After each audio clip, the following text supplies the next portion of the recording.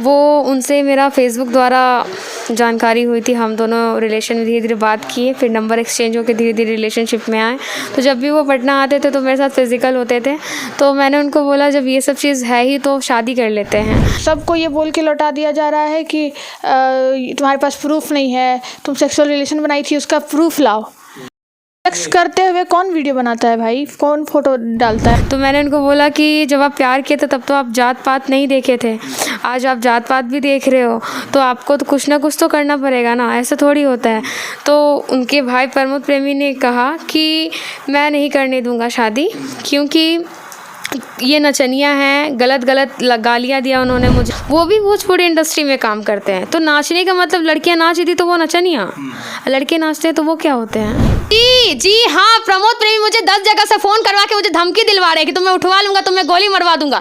उनको बोलिए मेरे सामने आए, मैं सामने हूँ ना, मीडिया के सामने मैं बैठी हुई हूँ। दूंगा तो कौन कॉल करता है? ये प्रमोद प्रेमी अब खुद फ़ोन नहीं कर रहे हैं, लेकिन दूसरे जगह से फ़ोन करवा रहे हैं, वो लोग उनका नाम ले रहे हैं। मैं सारा कॉल डिटेल निकलवा दूंगी, मैं सारा कॉल डिटेल निकल, I have evidence, listen to my word. आप लोग आगे सच है तो मेरे सामने आइए, छुप के मत, गीत की तरह मत बैठिए। लाइव न्यूज, खबर तो पक्की है। नमस्कार, मैं शंभू कुमार। आज मेरे साथ एक ऐसी लड़की है। आप भोजपुरी फिल्म के बारे में, भोजपुरी इंडस्ट्री के बारे में आप सुनते होंगे, अश्लीलता सुनते होंगे गानों को लेकर के, लेकिन पर्दे के पीछे कितनी अश्लीलता होती है उस कहानी की पर हम बात करेंगे। मेरे साथ एक ऐसी लड़की, मैं उसका नाम नहीं लेना चाहता हूँ, फेस पे मास्किंग है। हम बात करते हैं क्या हुआ था, कैसे क्या हुआ, किस पे। ये प्रमोद प्रेमी एक सिंगर है, प्रमोद प्रेमी, उन पर ये आरोप लगा रही है, एक बहुत बड़ा संगीन आरोप लगा रही है कि इनके साथ प्रमोद प्रेमी के जो भाई है, इनके साथ फिजिकल रिलेशन में रही है, उसके बाद शादी का झांसा दे करके फिजिकल रिलेशन बनाया और उसके बाद फिर इनको शादी से मुकर गए। कैसे कैसे क्या हुआ, शुरू से बताइए आप। जी, प्रमोद प्रेमी के भाई हैं साहिल यादव, वो इंडियन आर्मी है, झारखंड गोडा में उनका पोस्टिंग है। वो उनसे मेरा फेसबुक द्वारा जानकारी हुई थी। हम दोनों रिलेशन में धीरे धीरे बात किए, फिर नंबर एक्सचेंज होकर धीरे धीरे रिलेशनशिप में आए। तो जब भी वो पटना आते थे तो मेरे साथ फिज़िकल होते थे। तो मैंने उनको बोला जब ये सब चीज़ है ही तो शादी कर लेते हैं। जी। ये रिलेशन आपका कब से था, कितना दिन पहले? ये 1.5 साल से है। 1.5 साल से है। हाँ। उनसे दोस्ती कैसे हुई?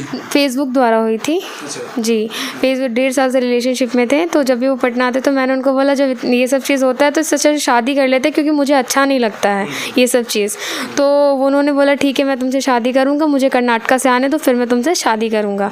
तो वो कर्नाटका चले गए थे। कर्नाटका के बाद जब वो वापस आए तो मेरे से मिले। मैंने उनको बोला कि चलो आप शादी कर लेते हैं, क्योंकि अब मुझे ये सब चीज़ ऐसे अच्छा नहीं लगता है। तो उन्होंने मुझे मेरे मांग में सिंदूर भर दिया, मेरे से गुस्सा हो गए, रोने लग गए कि नहीं मैं तुम्ही से करूँगा, तुम भरोसा करो ये चीज़ कि मुझे टाइम दो, मैं अपने फैमिली को बोलूँगा, समझाऊँगा। मैं बोलूँ कितना टाइम दूँ, मैं भी एक लड़की हूँ, मेरा भी लाइफ है। तो वो जब मेरे से मिलने के बाद फिर वो घर गए, तो जब घर वाले को उनको पता चला तो उनके घर वालों ने खिलाफ़ हो गए। तो मैंने उनको बोला कि जब आप प्यार किए थे तब तो आप जात पात नहीं देखे थे, आज आप जात पात भी देख रहे हो तो आपको तो कुछ ना कुछ तो करना पड़ेगा ना, ऐसा थोड़ी होता है। तो उनके भाई प्रमोद प्रेमी ने कहा कि मैं नहीं करने दूंगा शादी, क्योंकि ये नचनिया हैं, गलत गलत गालियाँ दिया उन्होंने मुझे, नचनिया है, कैरेक्टरलेस है, ये है वो है।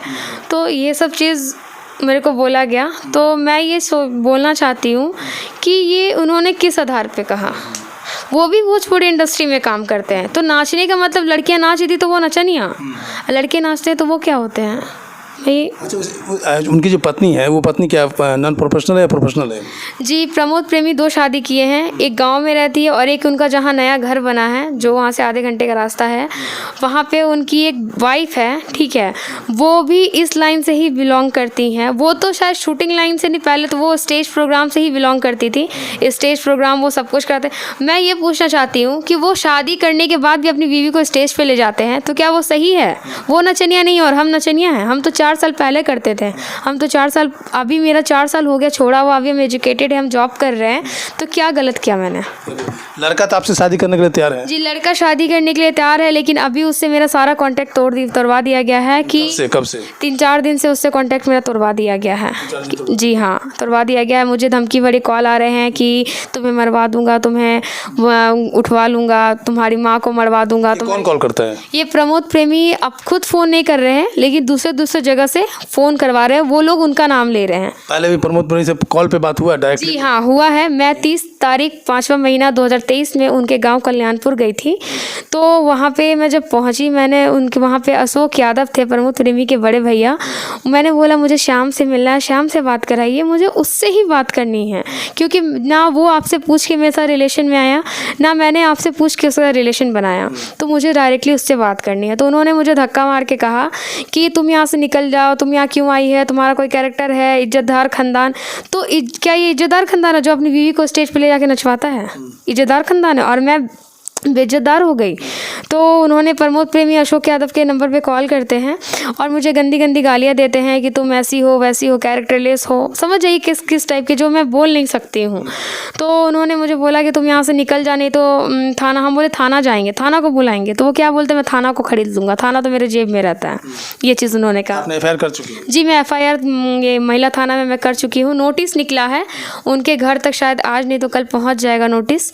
फिर उसके बाद 28 तारीख को बोला गया। चलिए, अब समर्पण फाउंडेशन के उपाध्यक्ष हैं और लॉ के स्टूडेंट हैं, रूपम है, हम उनसे बात करते हैं। कैसे संपर्क में आए ये क्योंकि महिला थाना जो है ना, वो मेरे टारगेट पर चढ़ चुका है। मैं डायरेक्ट ये बात बोल रही हूँ, क्योंकि वहाँ से हर दिन मेरे पास कॉल आ रहा है इतनी महिलाओं का 10-15 लड़कियों का, लेडीज़ का, कि क्या कहूँ। I have a proof. आप आइए मेरे सामने, मैं आपको प्रूफ करती हूँ कि आप कितने गलत हैं। मैं प्रूफ करूंगी। आप लोग का नेचर हो गया है लड़कियों के साथ नाचने वाली लड़की शूटिंग करती है तो सोने के लिए, नाचने के लिए आप लोग खरीद लेते हैं क्या? हाँ, आइए आप लोग, आइए। हाँ, आइए पटना, आइए ना, मिलते हैं, आइए। ठीक है, इनका बस यही एक डिमांड है कि अगर लड़का मेरे सामने आ जाता है, जो बोलेगा उस बात को मैं मान लूँगा, लेकिन लड़के के ऊपर दबाव है कि इस लड़की से शादी नहीं करना है, और उस दबाव में आकर के वो लड़का इससे कांटेक्ट करना बंद कर दे तकरीबन 2 से 3 दिन के बीच में अंदर में। और ये लड़की कानून का सहारा ले रही है, अब कानून के सहारे उस लड़के से शादी करना चाहती है। मैं शंभू कुमार, कैमरा जर्नलिस्ट राजेश के साथ, पटना। लाइव न्यूज, खबर तो पक्की है।